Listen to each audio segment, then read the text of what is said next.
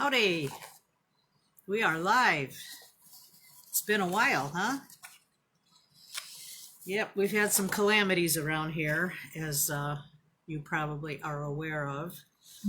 Still don't have anything resolved, uh, but hopefully work will start in our basement next week to get our wall rebuilt. So it's always something, always fun. So hello to everyone. I see that we're getting some people in here. Hi, Melody. Hi, Cindy. Hey, Susan. Okay. All right. So today I am going to do some soft soldering, which means that the soft solder is basically stained glass solder. And I'm using lead-free. Traditionally, in stained glass making, the solder is like part lead, like usually it's like 60-40, whatever, but it's got lead in it. And of course, lead is a concern these days, and especially for jewelry, we're not going to use any solder that has, well, we're using lead-free solder. Lead-free solder and leaded solder behave a little bit differently. You actually get a little bit better results when you're using regular solder. It flows a little bit nicer. When you go to make decorative embellishments, it usually behaves nicer than the lead-free. So it does have a few challenges, but we will try to get around those as much as possible. I am no expert in this. I have done a lot of, I called it, like photos under glass is what I used to call my class. That I used little portions of glass, I did a video or a demo on this a couple years ago, where you wedge a piece of clip art between two clear panes of glass, small, and I did that, but I never really played around wrapping cabochons. So I thought, why not? I know people do it, and I thought I'd show you that as well. I have all the supplies since I was doing that other stuff in years past. You may or may not have some of these supplies. If you have them, that's great. Because your costs will be minimal. If this is something that you want to do in the future, if you want to do it, you're going to have to buy a substantial amount of supplies. So hang on just one second. My daughter's messaging me. Okay. Okay.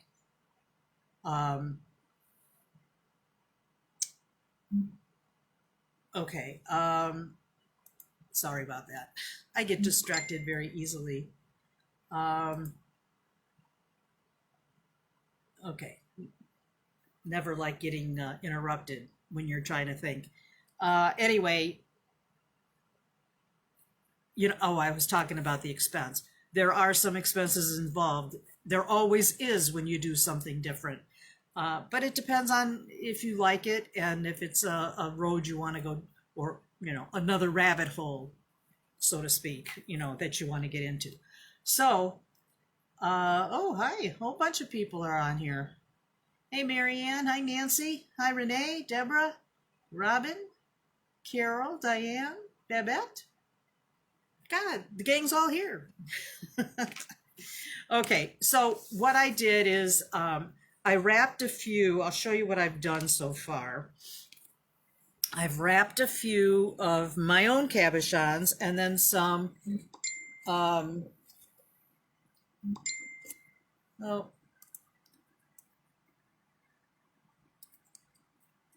okay, just a second.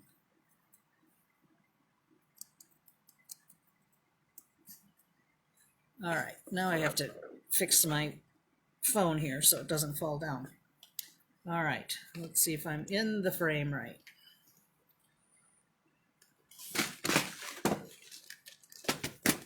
Okay, so I did a few pieces here that you can kind of get an idea of what I'm talking about. These were a few of my cabochons that I had made. And these are a couple of semi-precious gemstones that I wrapped. So there's lots of different things that you can do.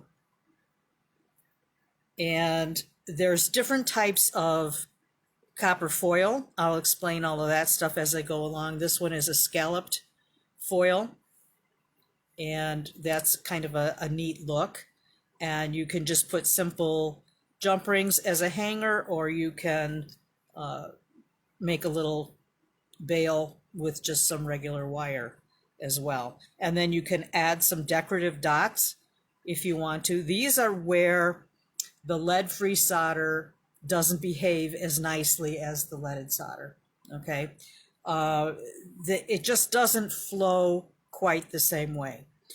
I would suppose that with a lot of practice, you could get pretty good at this, but you know, I like too many things, and I don't usually spend a lot of time on any one thing, you know, for very long. So I kind of go in and out with the things that I do. Okay, so what you need for this type of project is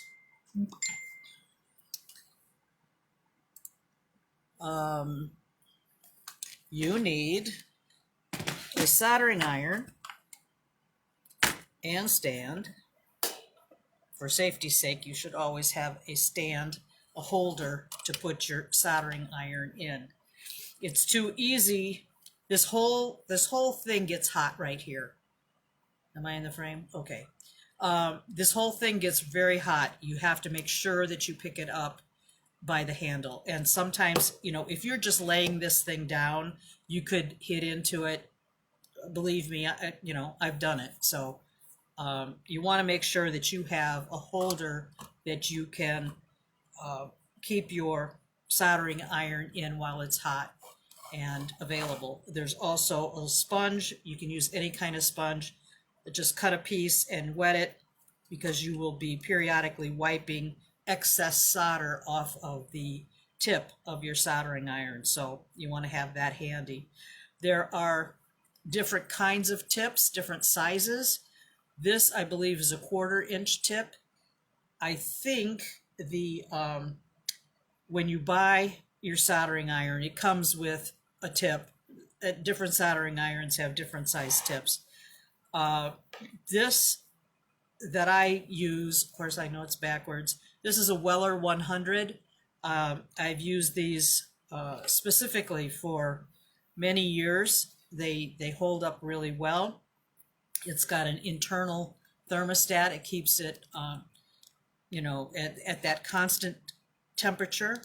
And Weller also sells different size tips that you can just twist these out and replace a different size if you wanted. But for this type of work, a 1/4 inch tip is plenty good. I'll verify that as far as size, but I'm pretty sure that that's what this is.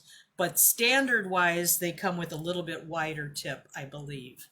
I will get into that. I'll check into that after the demo just to verify. Also, you need, when I'm talking about soldering irons, they have to be a soldering iron, not a soldering gun. Several years back when I was teaching up at Bead and Button, I was teaching that photo pendants under glass class, and everybody had to bring their soldering iron, and some people came in, you know, I was really specific in the materials list, but a few people didn't quite understand, and they brought in their husband's soldering gun or an old soldering iron, you know, that's like 2 feet long that is for other uses other than crafting. So make sure that you get one that is specifically a soldering iron for crafts. Okay. What else? You need solder, and there is lots of different lead-free solders available. So you can buy them by the spool like this. None of this stuff is inexpensive, I have to tell you right up front. It's just not. This is just basic lead-free solder. This is Mastercraft brand. It's a 1 pound spool. Then there is a product called Silver Gleam, and this actually has some silver in it. So you get a nicer finish with the Silver Gleam, but you're going to pay a lot more for this. You get less and you pay more. That's kind of like the way of the world. But anyway, it's a nice product, and but I would say if you're just going to start off learning, just get economical solder to start with. If you really want to get into it and you want your pieces to look really nice, then I would say the Silver Gleam is probably the way to go on that. I'm also going to use, this is something relatively new to me, I'm going to use some 20 gauge copper wire, and I'll show you how I use this. Like I said before, I didn't typically use this in making my glass pendants, but I have since learned that by using this wire, it kind of frames off the piece a little bit better, makes it look more like a frame rather than just a piece of tape around the piece. I don't know if I can specifically point that out, but in a couple of these pieces, I don't know if you can see that very well, but the edging on here just looks more like a bezel frame than just when you have the copper tape around it. So it's a little bit more dimensional, I would say. I've done here as well. Okay. So I don't know if you could really tell by that or not, but it really does set it off a little bit better. Okay, then, so we've got our solder, we've got wire. I have what's called a sal ammoniac block. This is a block to clean your soldering iron with. Once your iron is hot, you take a little dab of solder and then you kind of scrub it into this little block, and it's what they call tinning your soldering iron. It lays a coat of solder on your tip, because if you don't have that tinned, your solder is not going to stick. It's just the way that this works. Oh, the backs of the things. Yes, Suni, the backs are a little bit, they're kind of dicey. It takes a lot of patience and practice to get the backs to look really good. This is one of the backs of one of my cabochons that I made. This one is fine, I would say. Might need to just get cleaned up a little bit. And on the backs of the gemstones, or the semi-precious gemstones, those are fine because there's no holes in the back like there would be on one of my glass cabochons that I make. This one has some little pitting behind there that I just can't get around that unless I want to back the piece completely in copper foil, which I couldn't really get a smooth look with this one. I was kind of disappointed how I couldn't get it to look real smooth, but you know, it is what it is. The back's not really going to show. I hate to say it that way because the back should look good, but on some of these things, it's just not going to look terrific. I hope that helps. So, but the gemstones are great.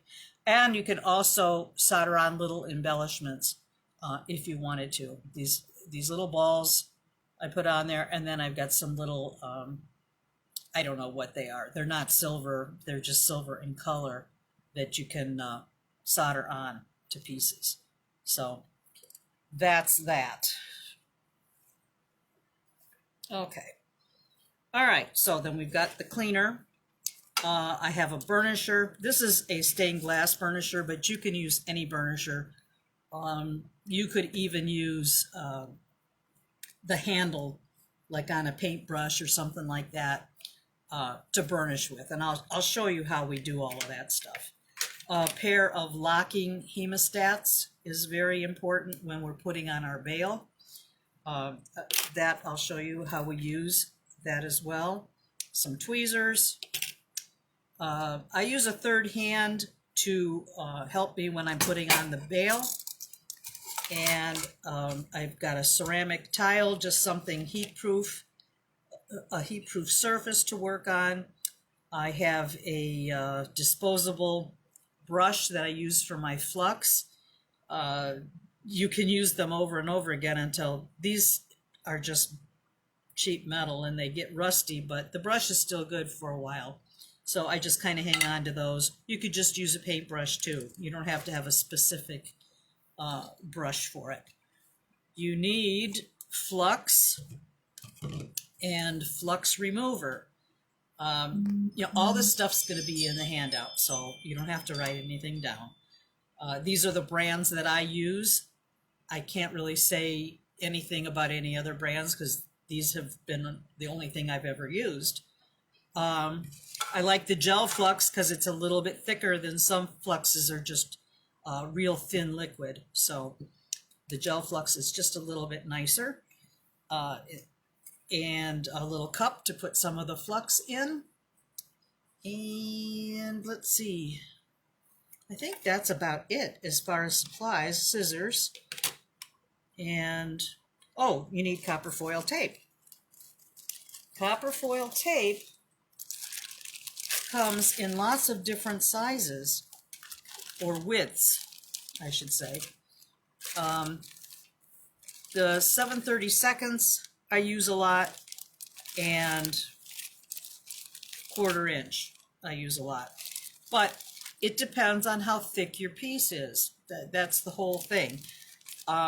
I don't like to have a lot of overhang on the tape, so I want to get a tape that is pretty close. You just maybe want 1/8 of an inch overhang on either side.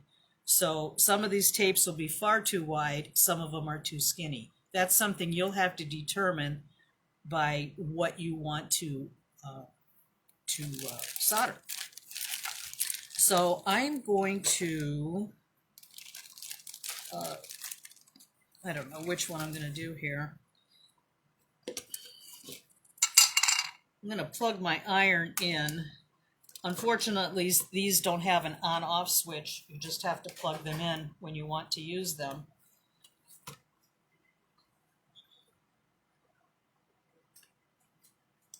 And they heat up fairly fast.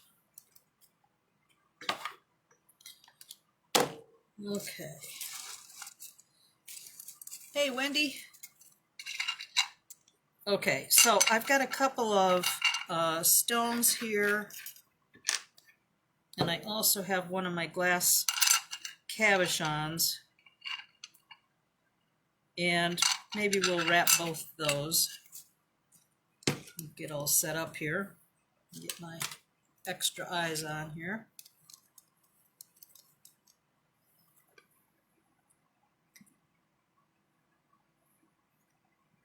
All right.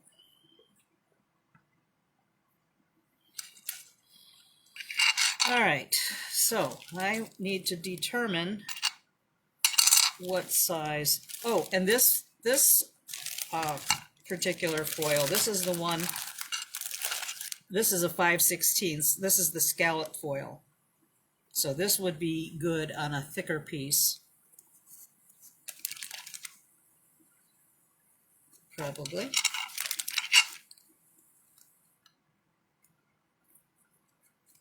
There's no exact science here on how to figure out the size. That one's going to be too thick for this.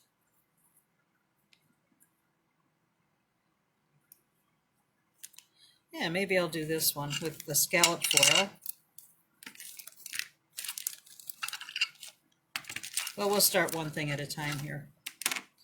All right, so these stones have holes in them. These were meant to be strung, but I've had these for years and I've never done anything with them, so I'm going to just wrap these. It'll cover the hole. You'll never know. So with the tape, I'm going to just, this has, the copper foil tape has an adhesive on the back and a paper stuck to that adhesive. And you just pull off what you need and separate it.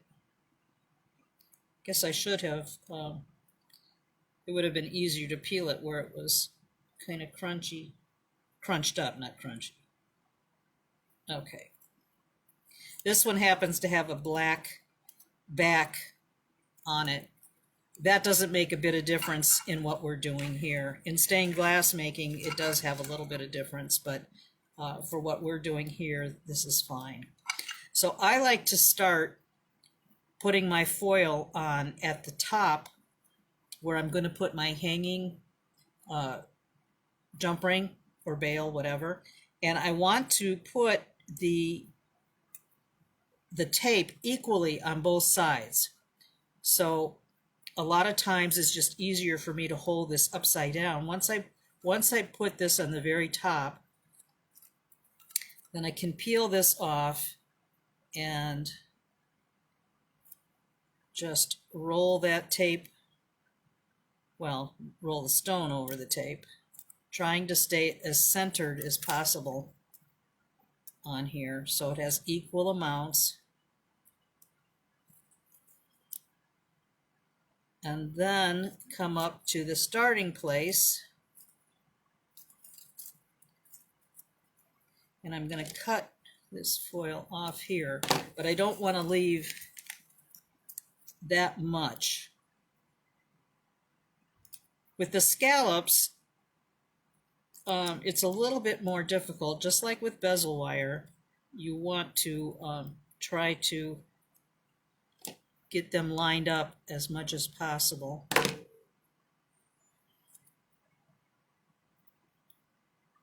So it doesn't look weird.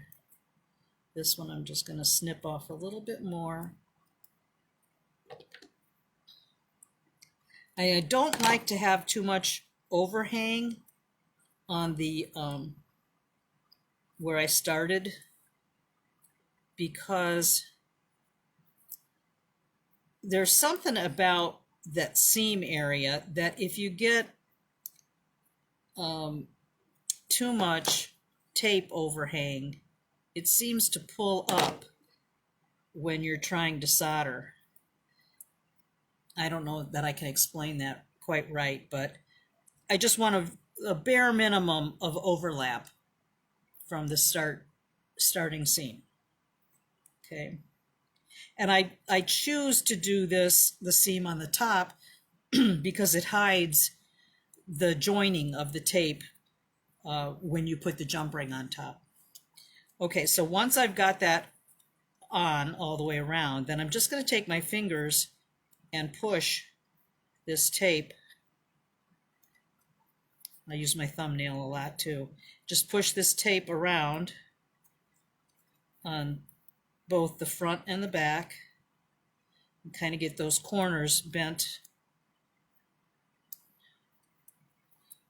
You can see a start right here. And now I'm going to go on to the back and also make sure that that's pushed down all the way around. You see how minimal of overhang I have of the tape. That's kind of what you want to go for. You just don't need a ton of it. And the more you have, the more creases and folds you're going to get trying to push that tape around. So once you've done that with your fingers,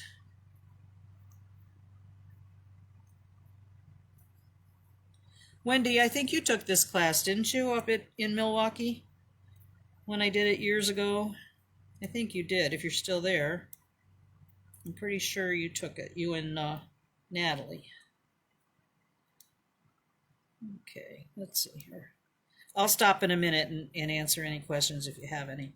Okay, so once I've pushed that down with my fingers as well as I can, then I'm going to take my burnisher and I'm going to burnish or rub this burnisher on the foil, on all the edges, the outer edges, and then we'll go on the inside and the back side and press it all down. All we're trying to accomplish here is making sure that this tape is really stuck onto the stone.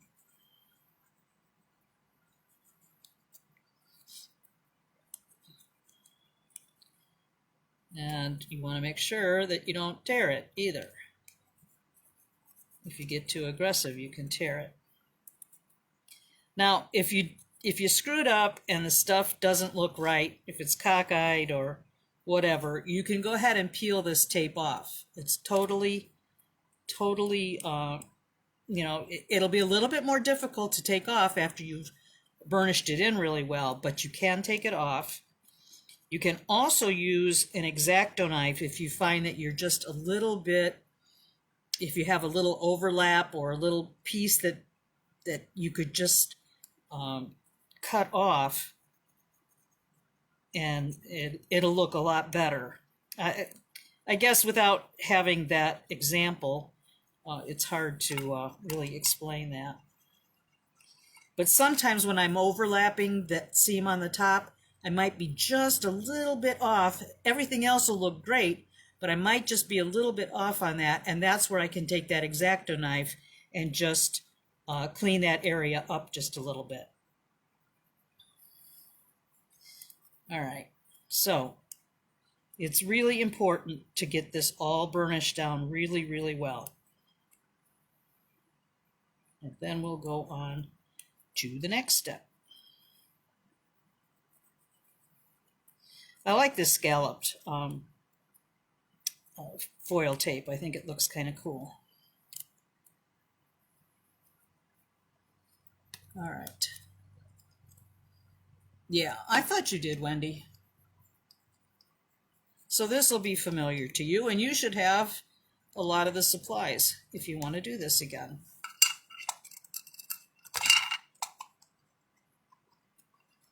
Just straighten it all, or flatten it all out. And I think I've done as good as I'm going to do on here. All right, so grab some paper towels. All right, so I'm going to, the next step is to add some flux, or coat it with flux. I'm just going to pour a little bit of flux in a little cup here. I don't need a lot. A little bit goes a long way. Although you should never be stingy using your flux, because that's really what makes everything flow. If you don't have flux on your copper foil, the solder will not stick. So I'm just going to paint this on. If it gets on your stone, it doesn't make one bit of difference. It gets on your hands, that's okay. It's a little tacky, sticky, whatever, but it cleans up, and it's no big deal. You just want to make sure that you cover all the areas.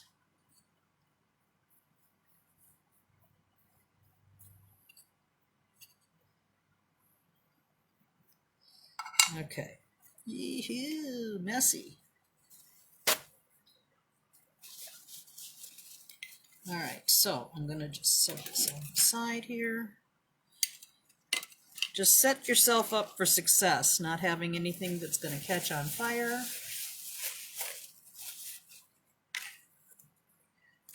And a recommendation, if you get different sizes of foil, mark them. I usually mark them inside in the plastic inner rim of the foil.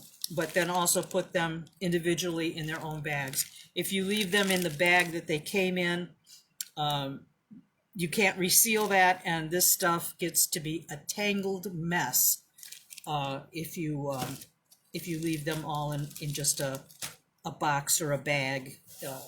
Believe me, I've wasted a lot of foil by them getting all tangled up, and just a couple minutes of your time can prevent a big mess. Just cut that off. All right. Okay, so I've foiled everything here. This is where your tweezers come in handy, because everything, your piece is going to become very hot once you start putting solder on. I am going to get a piece of solder. I've got just a length to finish up from another roll. I'm just using the standard solder. I'm not using the silver gleam on this. Okay, so I've got my solder here on my board or on my tile, and you can get the flux and the flux remover on Amazon, or if you have a stained glass shop in your neighborhood, you can always get them there. Okay. All right, so I've got my soldering iron here.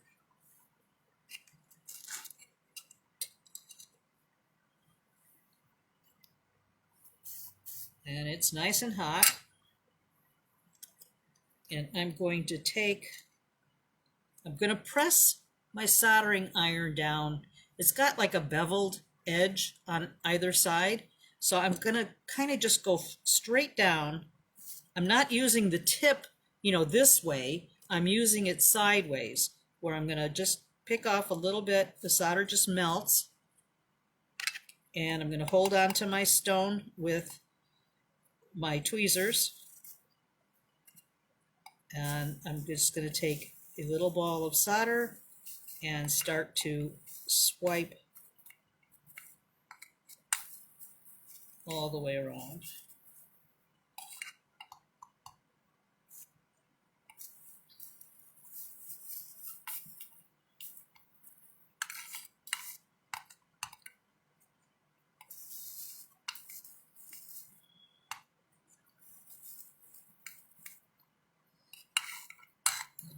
Turn it on its side and coat all the edges. It's kind of mesmerizing to watch the solder flow like it does, and it dries almost instantly, or hardens probably would be the better word for that.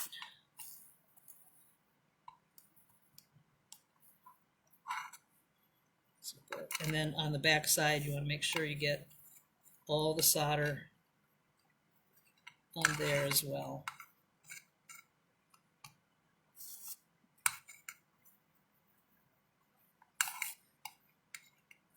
You can do a lot of fun mixed media projects with doing this technique. With the real thick solders, I've done little, well, I don't know what you want to call them. They're not really shadow boxes, but kind of like that, where you'd wedge two pieces of glass and you could have things inside. And then, have that wide tape that you could seal that off with. It's kind of fun. You can do domino tiles, you can do Scrabble tiles, you can do all kinds of things with this technique. Just depends on what you like to do. All right, so once I've coated all the edges, you want to make sure all the copper is covered up. What I'm going to do, yeah, it's considered soft solder or Tiffany method, because of the stained glass, the Tiffany stained glass. All right, so what I'm going to do now to get a nice border, a nice coat of solder on everything, is I'm going to do what I call the press and lift method, which is just grabbing some solder, and I'm going to press and lift, press and lift.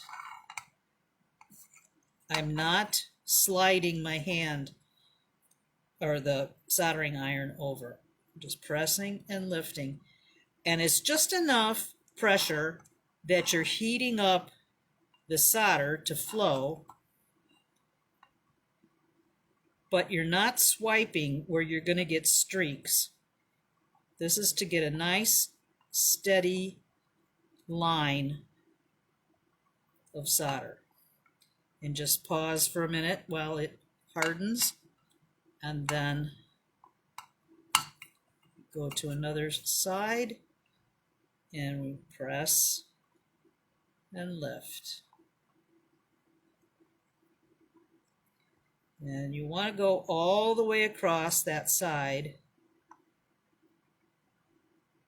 so then there's no marks, no solder iron marks. All right. If you see that your solder is not flowing like it should, then you want to reapply some more flux.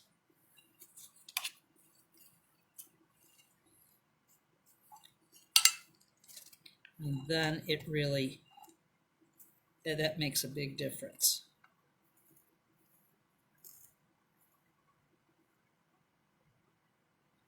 And you can see it kind of like hazes over as soon as it is hardened.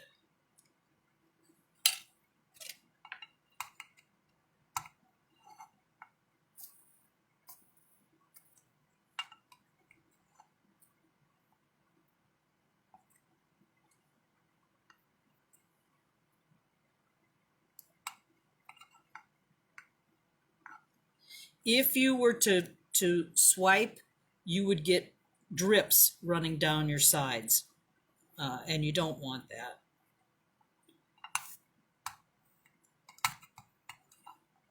That's why the press and lift works really well.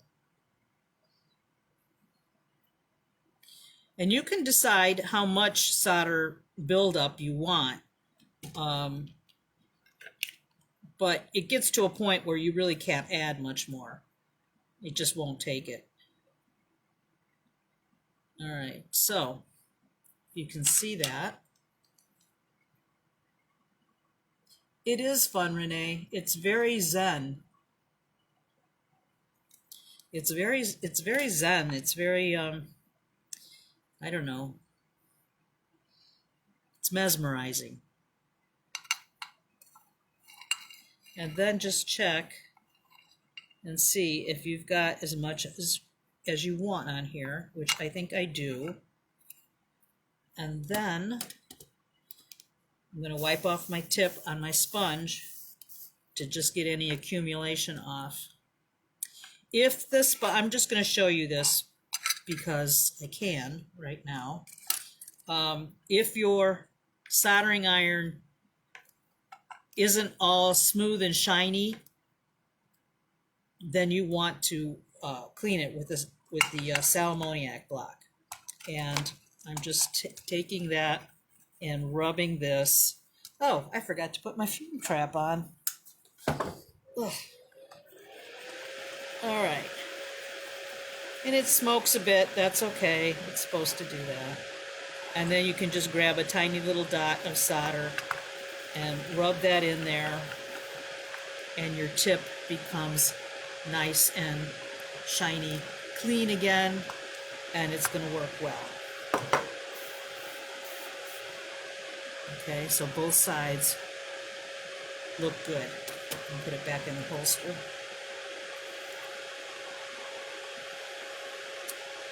You know, Robin, I'm sure you can. I just never have. But I know people use those other tip cleaners. Uh, I just am using what I've got. Okay, so this thing is hot, and I want to attach a jump ring to it.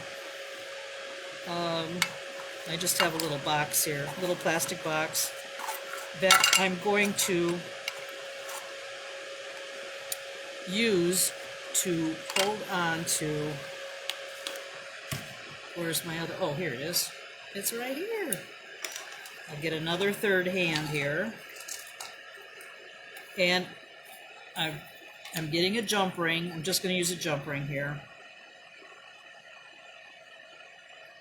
And I use the hemostat to put the jump ring on.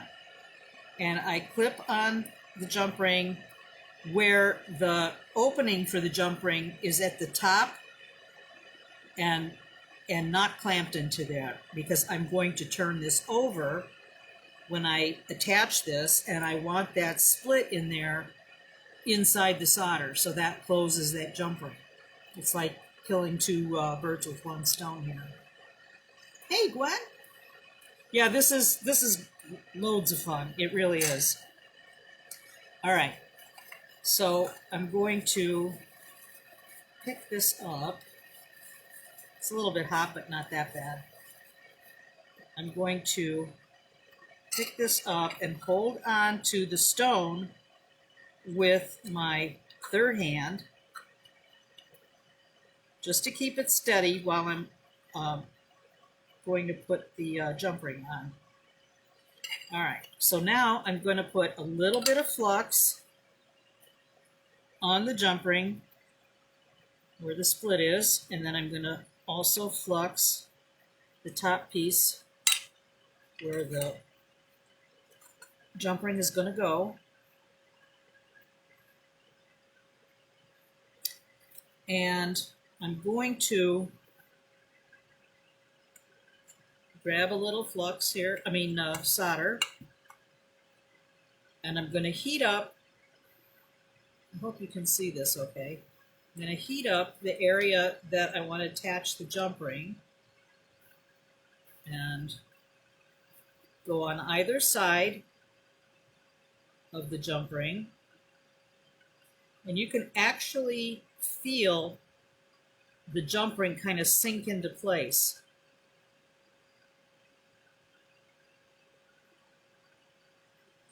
All right, so now I'm going to just take it off of the third hand and leave it attached to the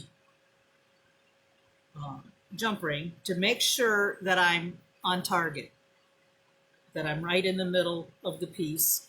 If I was not, I'll just put it back in there, flux it up again, and reheat. But it's on. It's on where it's supposed to be. So that's easy enough.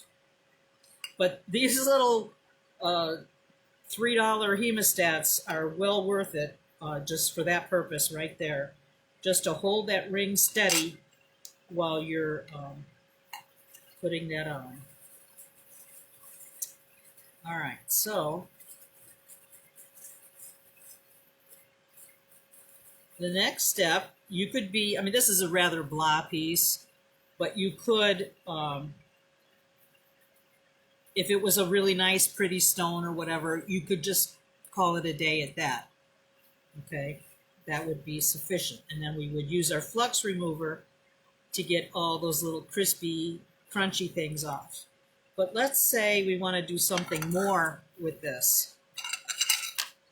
Let's say we want to add some embellishments on here. Get into my little box of tricks here.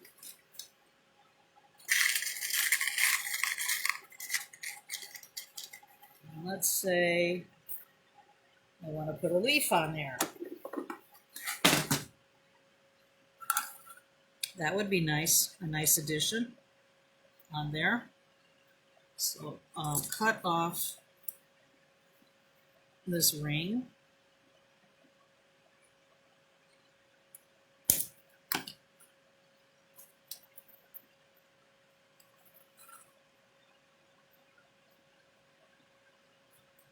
decide where I want to put that.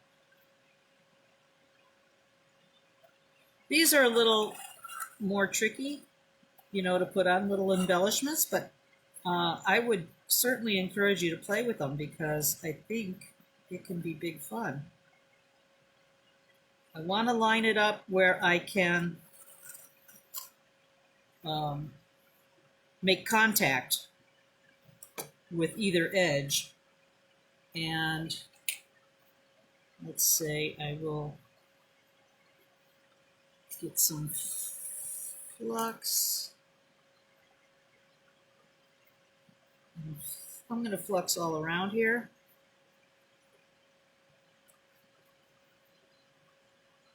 And the thing that I'm going to try to do, I know I can attach it, but can I attach it without making a big blob of solder so that it kind of masks what this piece is? You don't want to do that. I want it to be nice and neat, put it that way. All right. So this is where I want it.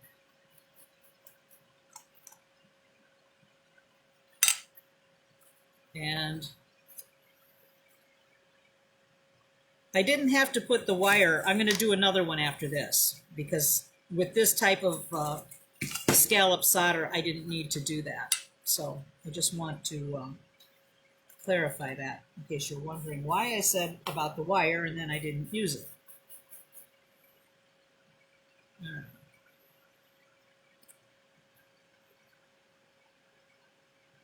No, Suni, it's just, I don't know what, it's just a base metal of some sort. I'm going to hold down this leaf and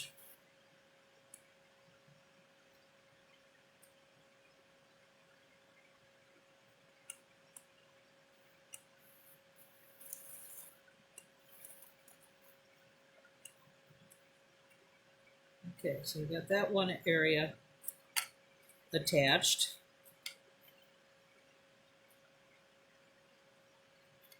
And now, on the tip,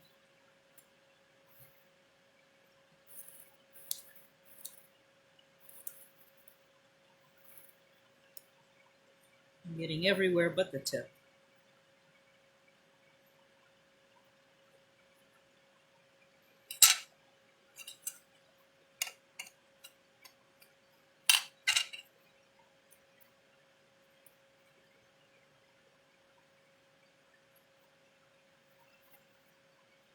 There.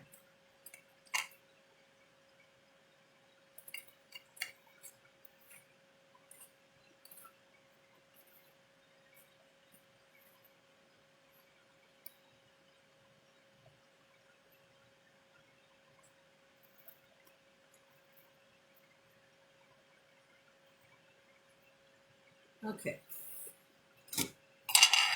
All right, so let this cool off a bit.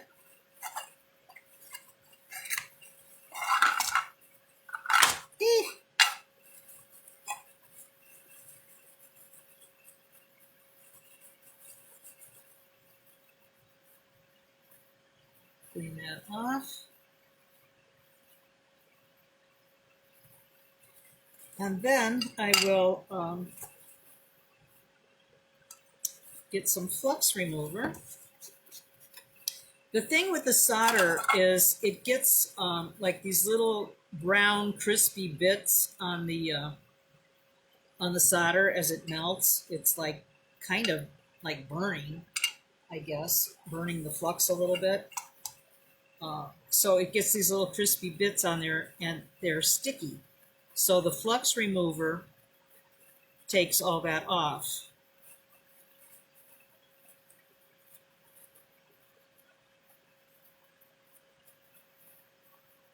I guess what I was trying to say before with the real thick pieces, that I was making collages is what I was doing, like a 2x2 piece of 2x2 inch piece of glass, and then a thick foil, maybe a 1/2 inch thick foil, and then you could insert collage and glue little parts and pieces inside and make a little scene. those are kind of big fun too. But that's another thing that you can do with this. But making charms out of Scrabble tiles, things like that, dice, whatever. I mean, they're just fun things. It's not like serious jewelry stuff. It's just fun. So you just clean that all up with your flux remover. And then you can take it to the sink and take a soft toothbrush with some dishwashing liquid and clean that all up. But, I mean, that's pretty simple and, you know, kind of fun. The stone's not very interesting. I don't know what that is, but I don't know if it's adventuring or what. I don't think it's adventuring. I don't know what it is. It's green, kind of mottled a little bit. But that's kind of fun, just like that. With the scallop foil, that kind of sets it off. Okay, so now let's do a different piece.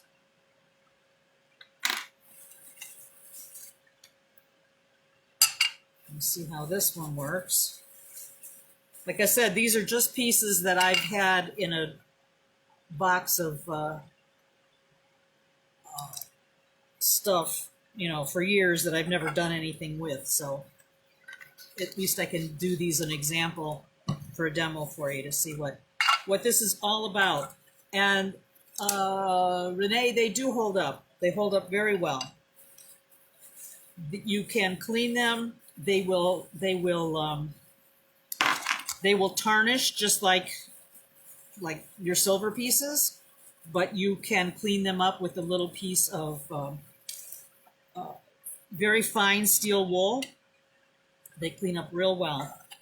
You can also, if you decide down the road that you don't like what you did or whatever, or you wanted to add some embellishments, that sort of thing, you can always reflux it and solder over it again. It's really kind of amazing that you can do that. This piece, this is just one of those glass pieces that I did years ago. And this piece, I probably had this for 5 years or whatever. And it just had a very smooth border around it. But just for the heck of it, I remelted it, and then I hit it with a sponge. You know, you get the solder melted, and then immediately press it with a wet sponge, and then you get these designs from the sponge into your piece. Now on this piece, to me, this looks really messy, but if you are trying to understand the project or whatever, I would say that this might have more of a stained glass. If you were making a stained glass project and you had seams in between pieces, I think that this would give a nice texture in between there. But as an edging, I'm thinking not so much, because it looks like you just did a horrible job soldering. But you know, beauty's in the eye of the beholder too. So what I don't like, you might like, or vice versa. So I guess there's really no rules. It's just a matter of what your taste or preferences are. Nancy, I have done a little, and that is going to be another demo. That's going to be another stamping, solder stamping on copper. I'm going to be doing that one in a few weeks. Maybe not the next time, but the time after, I will do that. Just to show you that. So, okay, so I'm going to take this stone and let's see here. This one, let's see if I can still do a quarter inch. I'm thinking a 1/4 inch would be good for this. But my recommendation to you, if you're going to try this out, is just you don't have to buy like all the foil sizes. Just maybe a 1/4 inch is probably a good one. And if you wanted to do the scalloped, that's a 5/16. but it really depends on how big your stones are. So, because you have to have a little bit of overhang on each side to frame it in. Now see, I think the 1/4 inch is still not thick enough for that. So let's go to, excuse me, the 5/16. We'll do that. I will have, after the broadcast, I will have a list with the handout of Amazon links to all these products that if you are intending to buy. If you're not, you can try to find them elsewhere. But Amazon pretty much has everything that you need for doing this. And I was looking up at prices, and honestly, on the soldering iron itself, I didn't think it was bad. In fact, I've paid more for soldering irons than that. So, all right, so I'm going to take a piece of this 5/16 for this particular stone and start where the hole is at the top. And try to get that even so that you have the same amount of tape on both sides. And just kind of, that's the hardest part, is getting started evenly. Okay. Just roll that over.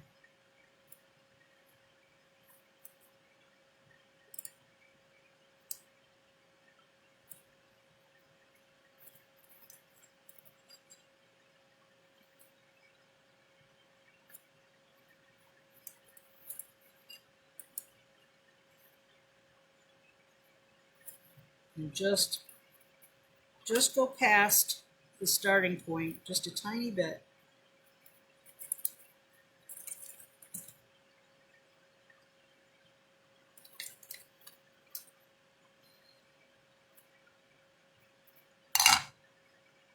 You want to make sure there's a little overhang, but not too much. And now start to press with your fingers.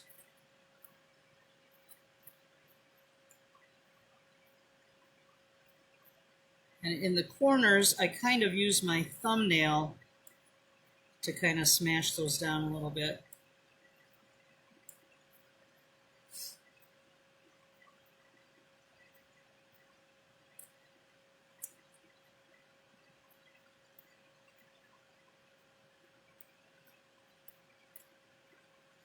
I was just thinking, I've never worked with any of those crystals, like the ones that look like prisms or whatever. They're, long and they're faceted. And I've seen people put caps on them and stuff, make them. But I was wondering, the thought occurred to me, if you could wrap the top of those crystals with some copper foil tape and build that up and put a jump ring on the top. So next time I am near one of those long crystals, because I don't have any, I'm going to give that a shot, because I think that would be kind of cool. Here's my burnisher. All right, so I've got it all pressed down with my fingers, and now I'm going to burnish it.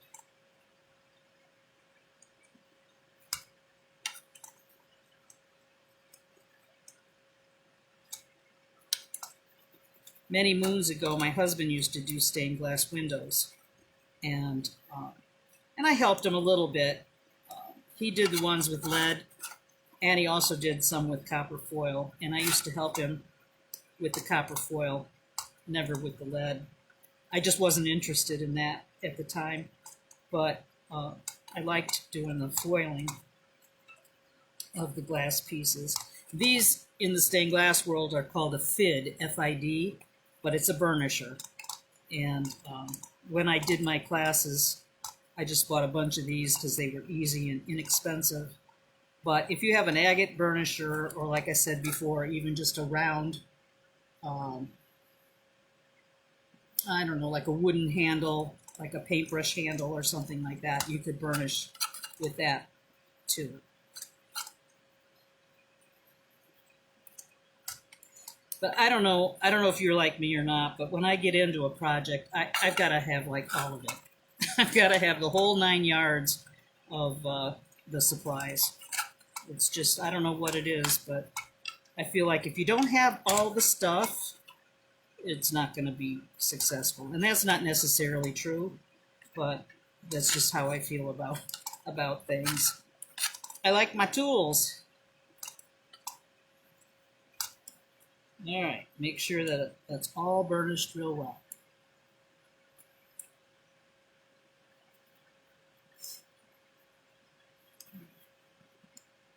Okay, so that's good. Now, this I'm going to flux. Flux is your friend. It doesn't matter how messy you get with it.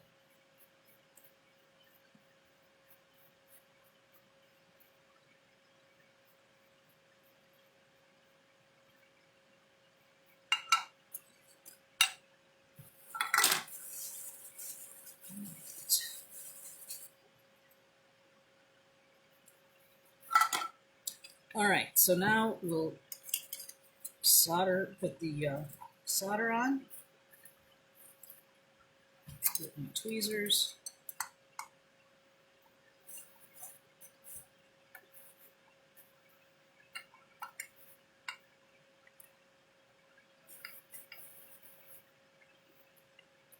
Some of these stones are hard.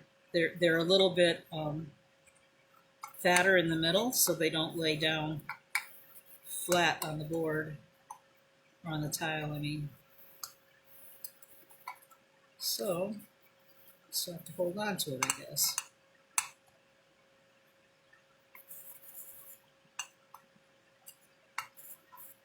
Did I not flux this side? I thought I did. See, that's what happens when there's not enough flux. Your solder's not going anywhere.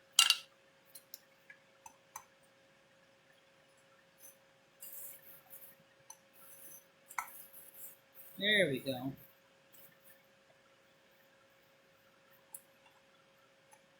This is the only time that I go, side to side, where I kind of glide it. Because like I said, if you do that, after you've applied all of it, it tends to roll down. Gravity will take it down to the other side.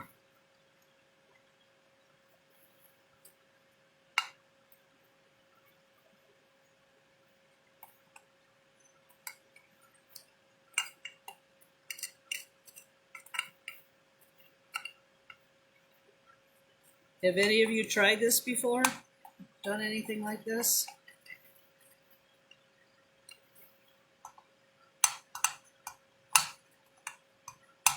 Come on. There we go.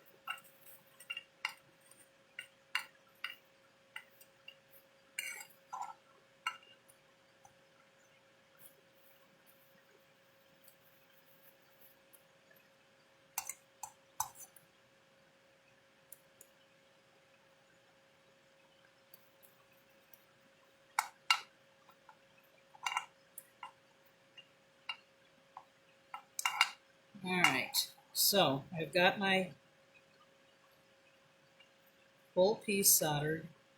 Well, the preliminary solder. And now I'm going to put my copper wire around the piece.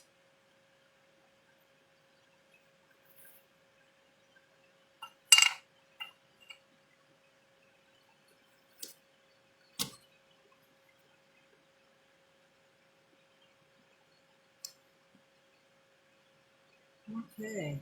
Well, Gail, you can point out all my mistakes and blunders if you'd be so kind, because a lot of this stuff, as I've said before, I kind of fly by the seat of my pants.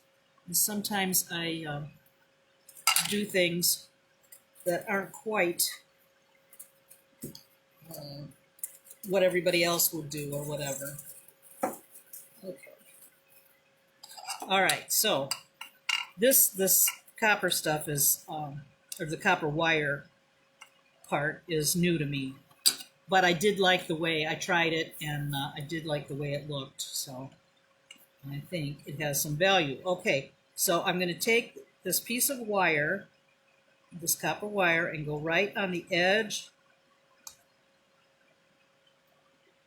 This is where I need one of those hold-down tools. Let's see if that's strong enough to hold it down. Probably not. Just to get started. I need to flux my wire.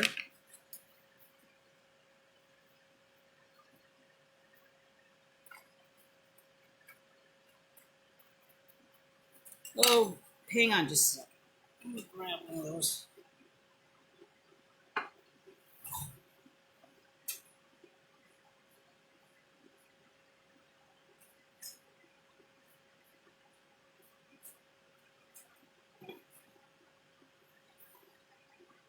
Grab me a hummingbird and see if that'll hold it down better.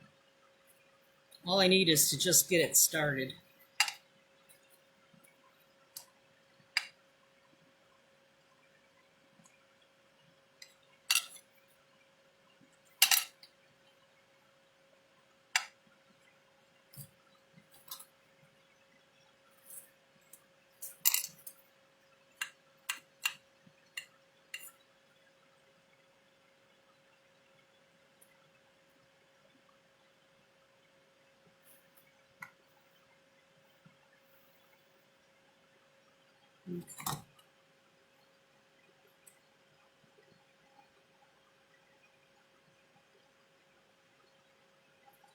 Okay. All right, I'm going to cut some of this wire off so I'm not tethered to the spool. All right, so now it's a little bit hot. Now I'm going to form it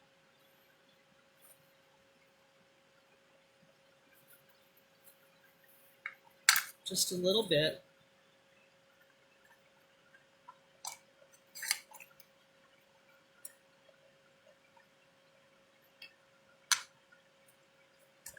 I'm going to try one of these finger cut thingies.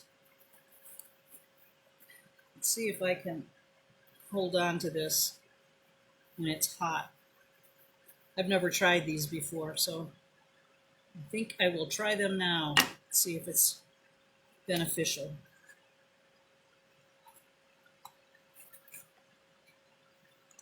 All right, so I'm just going to tack this wire down a little bit.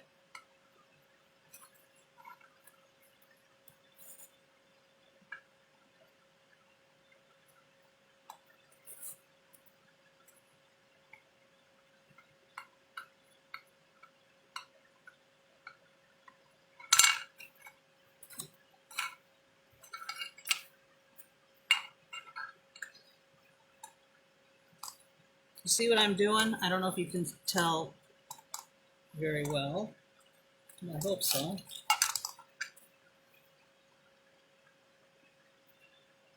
Just trying to make a border, an inside border with this copper wire, like a frame.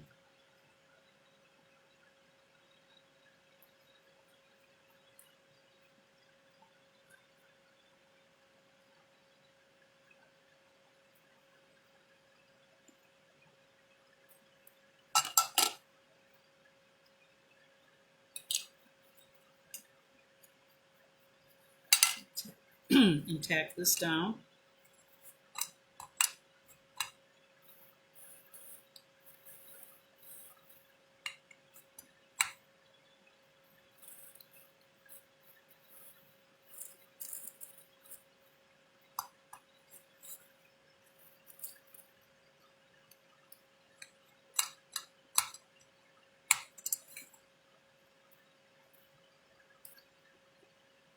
Yeah, it kind of looks like caca right now, but after we're working at it a little bit, it will improve.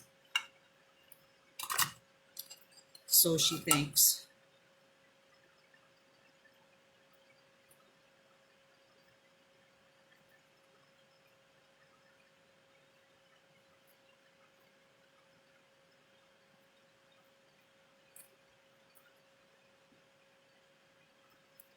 Yeah, I have to say these little finger things are not bad. They're not heat proof, but they help. All right, tack this little corner down.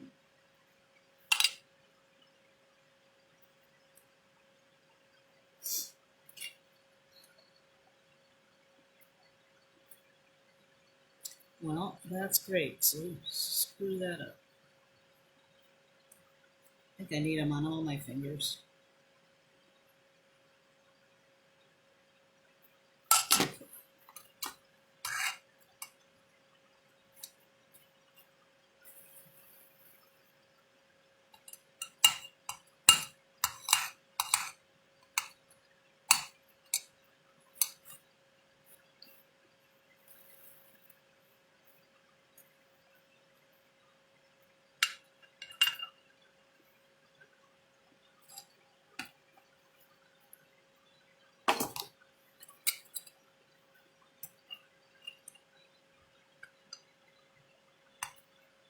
Oh, I have flux here. More flux.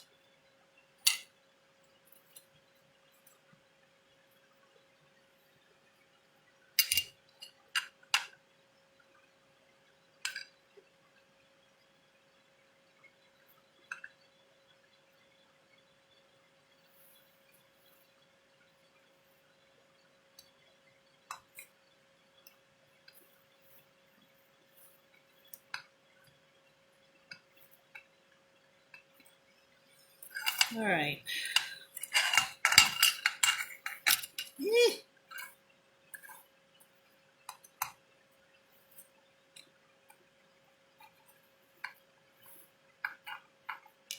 All right, I'm going to cut this piece of wire off.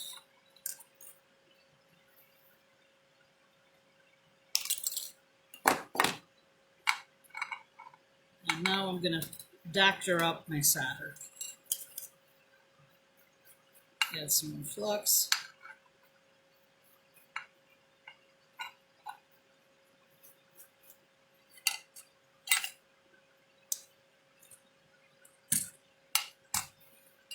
I've got some little bits of solder I'm trying to use up.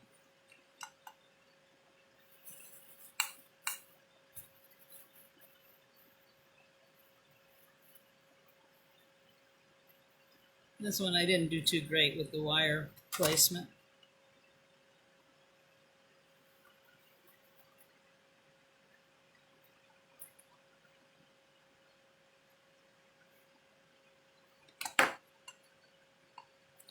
Well, damn. I think I pulled that off a little bit. Oh.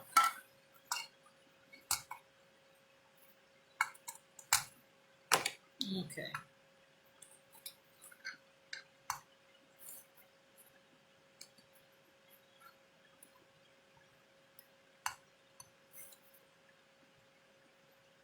And then I'm going to put balls wherever it doesn't look too hot. At least that's the plan in my mind right at the moment.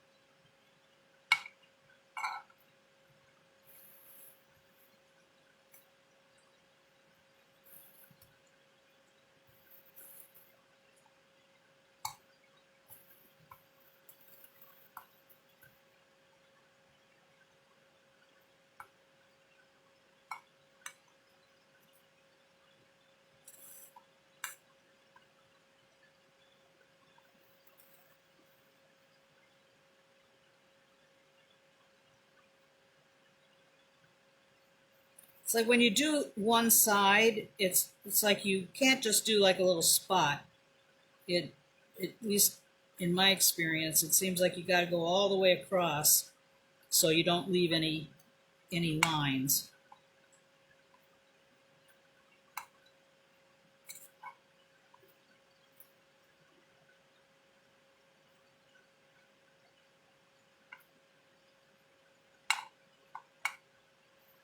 And you just put the solder or that wire just on one side,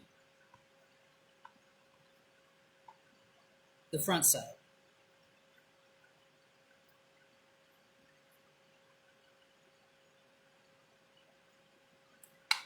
I'm not doing so nice here.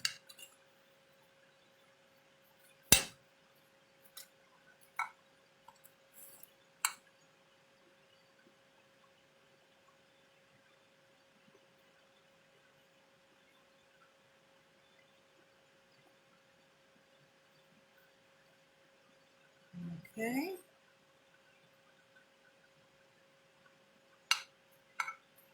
A little bit of a bulge. Looks like a little bit of a bulge on one side. Might have pulled my tape off a little bit away from the stone. That's kind of what I'm thinking happened. Okay. All right.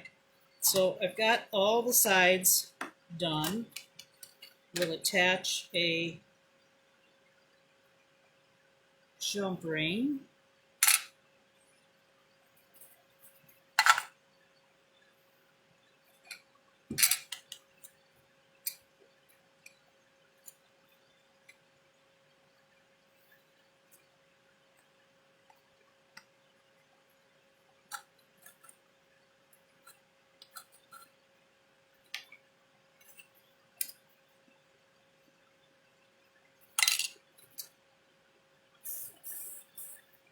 And wipe off my tip a little bit. It's always fun to learn new things. Doesn't necessarily mean you're going to do it, but just to kind of find out what it's about, I think is fun. All right, I'm going to grab another jump ring.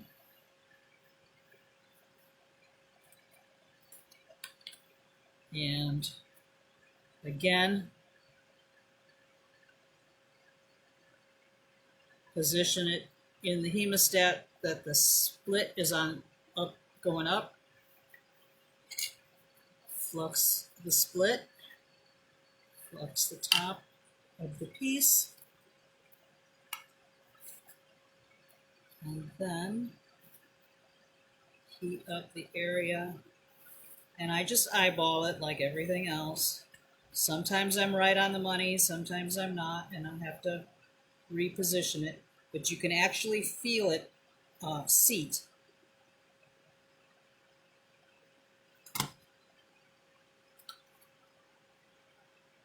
So I check it before I take it out of the hemostats. And now I'm going to attempt to make some decorative balls on here. It's not my forte, let me tell you. It's not so easy.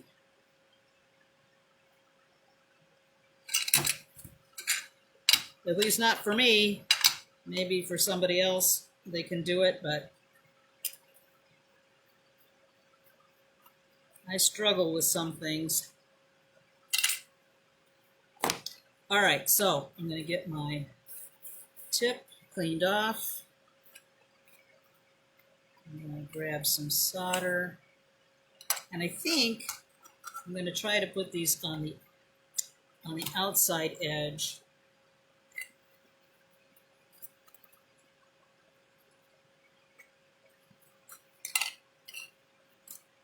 Okay. Grab some solder again.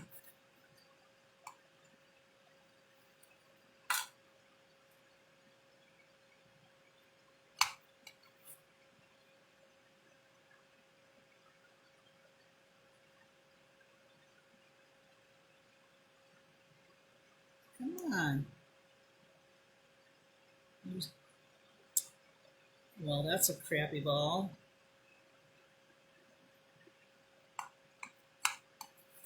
Try that again.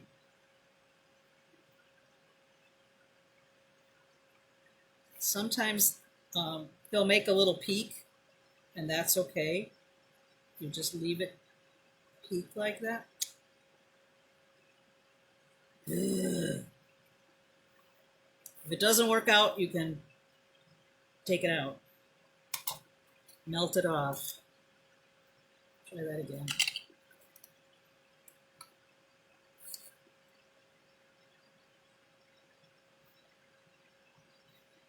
Okay. There we go.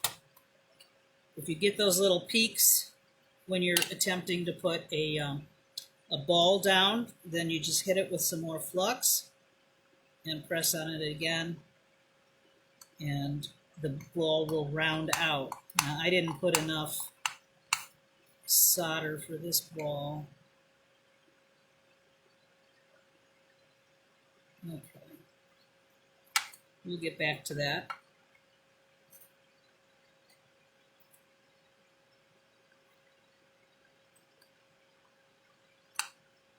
I don't like that either.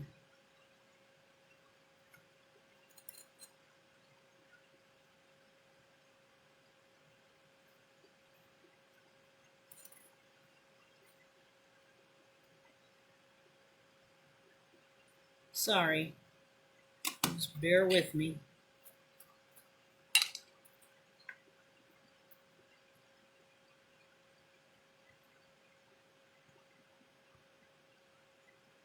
All right.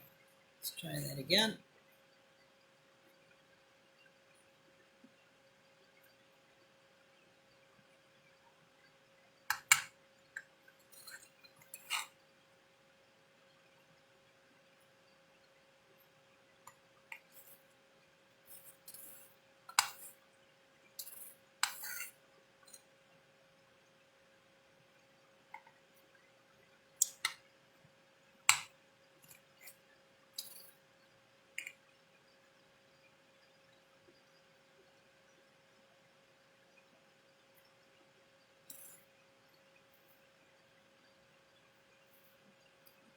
Let's knock that extra off.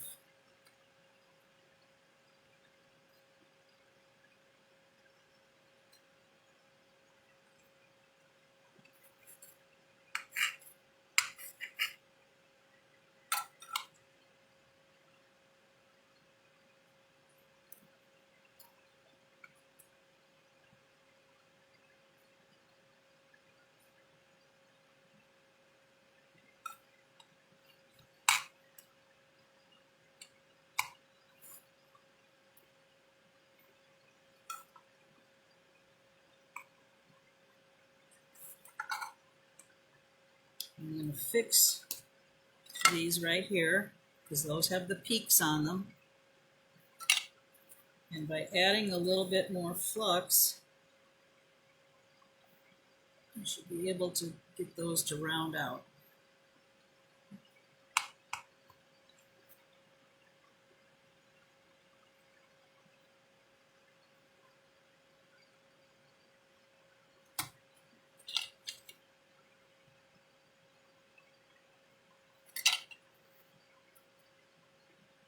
It's not in the right place.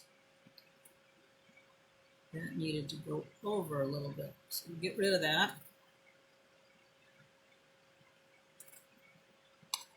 Try that again.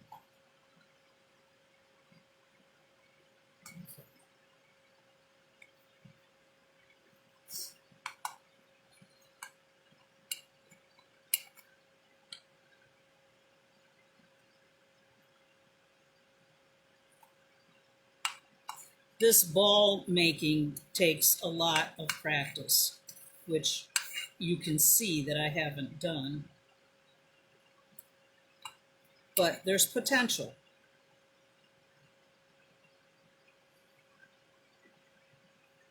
I guess if you don't care if your balls are different sizes.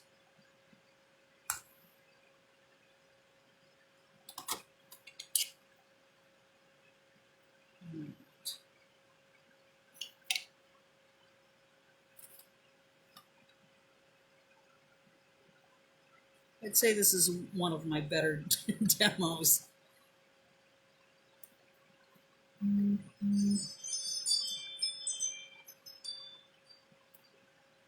They're definitely all different sizes. But you get the idea, right? That's the important thing, is that you can see what you can do, what's possible with some perseverance.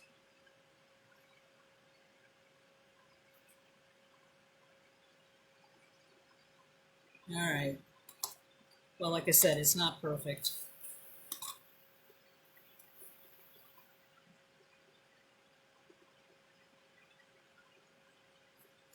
Yeah, I'm doing it, but you know, it leaves a lot to be desired. But anyway, that's how you do it, basically. Um, and then this one's pretty hot, so I'm going to let that cool off, and then I'll clean it up. So I think you said you could.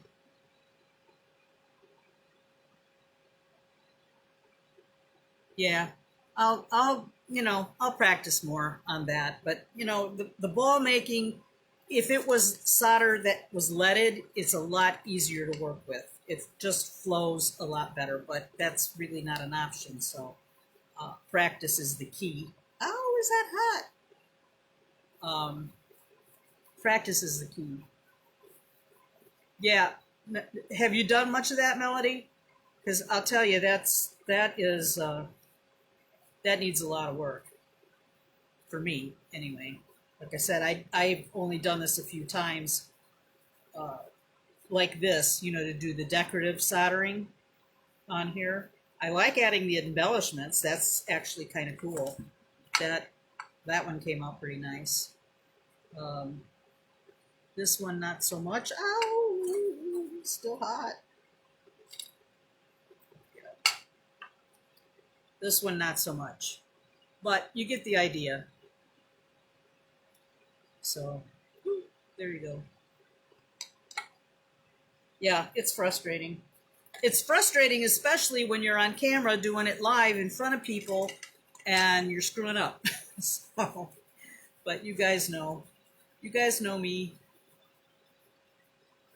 You can hit those top peaks with the Dremel too. Okay. All right. Yeah, it just takes more practice. So anyway, it seems to me I didn't have as much issue with the ones that I had done earlier. It seemed like I was able to control the ball making a little bit better on these. But there again, it's just practice. Practice, practice. And they look nice without them too. It's just a matter of what you like. So, well, I hope you guys enjoyed it. I don't know what I'm going to do next time. I do have a handout.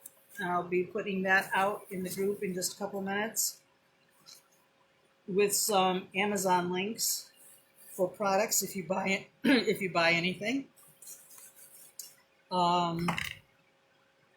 What else? Marianne, how was your trip? Marianne just got back from an Alaskan cruise. I'm so jealous. Yeah, you're welcome, you guys. I just like to introduce different things to you. Not like you're going to do them all or whatever, but at least you know what's out there. So, good. I'm glad you had a good time, Marianne. Okay, like I said, I'll put the stuff out on the page in just a few minutes with links. I don't know what I'm going to do next time for sure, but I will be doing the solder stamping on copper soon. I don't know if I'll do it next time or not, but it'll be soon. Because then I want to put all this stuff away for a while. And if you have any other suggestions for stuff too, I've got a few other things in the works, but nothing pops to my mind right at the moment. So you can save all your little bits of solder just the same. and use it, because like I said, none of this stuff is cheap, and you can use it in other soft solder projects. So thanks for sticking with me. This will be I'll be posting this so anybody can watch this on the replay later, and then I'm going to put it on the YouTube, my YouTube channel page, just because I'm afraid that since I've lost a few of these things, videos through Facebook, I don't want that to happen. So, so they'll be in YouTube hopefully forever, and you can always check them out. So thanks for watching and being with me. Take care, guys. Oh, Cindy, one more question. Could you use water casings? I don't see why not. As long as you're not heating that up too much, you know, where they would melt, I would think that you could. That's something to check out. Okay. All right. See you guys. Bye-bye.